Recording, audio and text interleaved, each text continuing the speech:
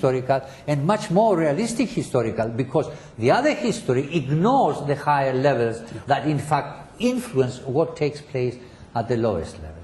That's a brilliant perspective, Professor. Now, let us step back.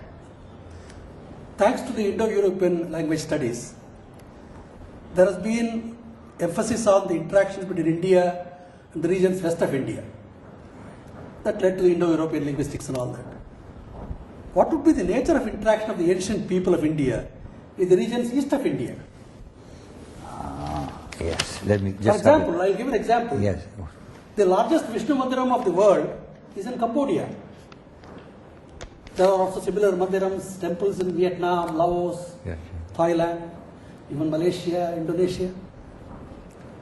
So with this evidence that is overwhelming, even though it may relate to later historical periods, the question that arises in our minds is, if people who quarreled among themselves and killed each other in 2 world wars constitute a European community, can this link of India with the east of India help us create an Indian Ocean community?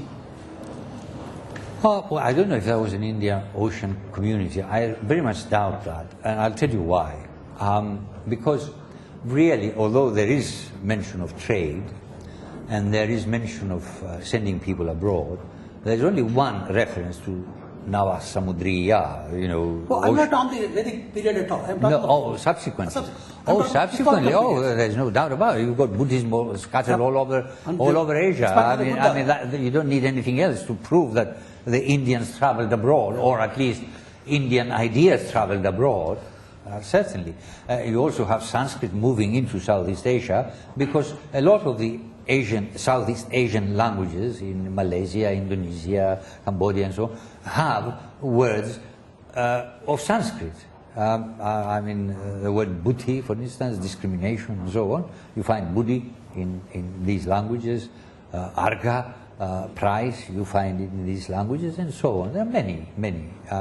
There have been studies have been made and they have been collected, and we do know for certain what has happened. Yes, the Indians spread eastward, southward, and they certainly, some of them, spread westward. The best example being the Iranians. Doctor, in the course of our discussion, we talked about the Dravidian. I have specific questions to ask on that issue. What type of researches and studies must be done to understand the nature of interactions among the Indian people of the subcontinent, say between the so-called Dravidian areas, yes, and the people of the Saraswati Valley or Gangetic Valley? Yes. Were they all completely isolated, or were there interactions? No, I think there must have been an interaction. You can't. People don't live in tight compartments. You have disgruntled people who want to move away from the main body of their own people. So that's one. Then you've got adventurous people. They want to move away. You have traders who will go forth and come back. So there must have been interactions. It's absurd to imagine that, there was a wall, an invisible wall surrounding the Vedic people, and an invisible wall surrounding the Mundas, and another invisible wall surrounding the Dravidian people. No, it can't have been like that. But doesn't sound reason. People like mixing with other people. You make an excellent point. If people from Gujarat would take their textiles into Indonesia, yes, traveling long distances on the ocean, of course. How could we say there was no contact? Of course, absolutely. It's absurd to say that. It's absolutely absurd to regard them as completely separate. They interacted constantly. I mean, how else could you have today, or not only today, but 2,000, 3,000 years now, the same religion in South India as you have in the North India? They worship the same gods. They say the same prayers. They have the same chanting, and in fact, and I shall offend my friends in northern India, the southern Indians have a better command and a better preservation of the ancient recitation than the northern Indians. I mean, as far as I'm concerned, listening to it, I find this much better. Whether it's more correct, I don't know, but it certainly sounds better. So how come about? I mean, obviously there must have been movements here and there. So all this quarreling today, and particularly from the part of the hotheads in the Dravidian camp, who want to abolish all their culture and the origins and roots of their culture, seems to me totally absurd. Professor, it's very clear that Rig Veda is perhaps the oldest human document. Absolutely. What message does it have for the present and future generations? Well, the message of Rig Veda is, I mean, if you want to boil it down, the message of the Rig Veda is very, very simple.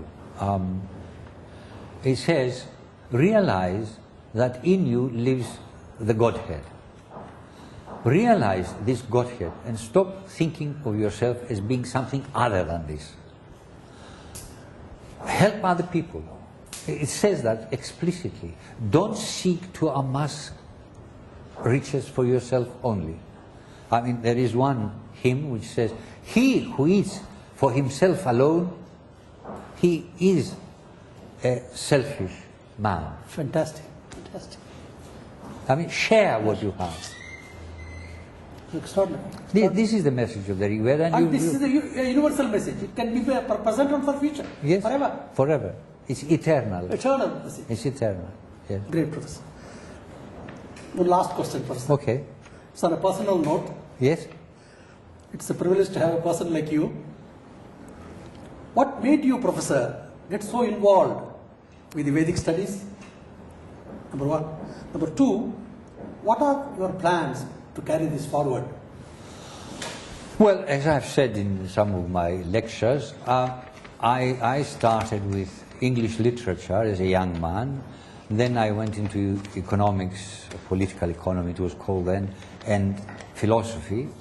And in studying philosophy, which I enjoyed, I came across the Upanishads. And I felt in love with the Upanishads. I thought here was something quite out of the ordinary, quite extraordinary, quite unlike anything else. And I wanted to learn more about it. I read different translations and was dissatisfied because one said one thing, another said another thing, and so on. So I decided to learn Sanskrit in order to be able to read the Upanishads. And I did this. I got carried away by the other beauties of Sanskrit languages, like the dramatic works of Kalidasa and so on, Dandin and Harsha and the other great writers of Sanskrit. But I always returned to the Upanishads. And from the Upanishads, eventually, about 10, 12 years ago, I turned to the Rig Veda itself, because I had omitted the Rig Veda, and I found that what's in the Upanishads is already in the Rig Veda. So I thought, that's splendid. And so I turned to Vedic studies, and in fact, abandoned the epics and the classical period by and large. The future is really to promote the basic message of the Vedic tradition, which is this unity and this opening out to the unity of mankind and the unity of man with God, and to promote this as much as possible. And so we decided, as you know, we found some rich patrons who are prepared to spend money and bring out this journal, which we decided to call Vedic Venues, Journal of the Continuity of Vedic Culture. And we'll push that, plus also the booklets that we thought we'd publish with Aditya Prakashan, and of course give lectures wherever people want to listen, speaking about these matters. This journal will be open for contributions from all scholars from all disciplines? From all disciplines, so long as they are somewhat related to the Vedic tradition. I mean, we don't want people writing about Muslim idea. I mean, if they are related to the Vedic tradition, if they find parallel thoughts in Islam, in the Quran, that a parallel to the Rig Veda, certainly we will publish that. Yes, there's nothing, no holds barred. Thanks a lot, Professor. It's a great pleasure to meet a person like you. Thank you Thanks a very lot. much. Thank you.